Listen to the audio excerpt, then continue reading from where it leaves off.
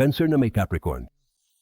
Sa una, ang sexual na pagkahumalin ay madalian. Ang dalawang ito ay maaaring kumonekta hanggat sila ay nagpapanatili ng emosyonal na kamalayan. Kailangang protektahan ng Cancer ang sarili mula sa pagiging masyadong emosyonal. Kailangang mag-ingat ng Capricorn laban sa pagiging masyadong stoic. Ngunit inuuna ng Capricorn ang kanilang trabaho na maaaring makaramdam ng pagpapabaya sa Cancer. Ang Cancer ay maselan at nangangailangan ng pansin, habang ang Capricorn ay stoic, reserved at assertive. Maaaring tanggihan ng Cancer ang mga pagsulong ng Capricorn dahil sa pakiramdam na napabayaan.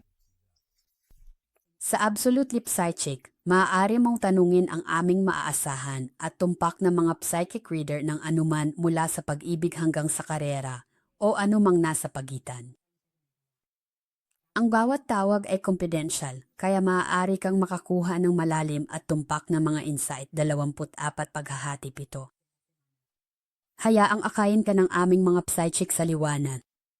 Magsisimula na ang iyong kinabukasan. Tumawag sa 1-800-488-677 o bisitahin ang absolutelipsychic.com.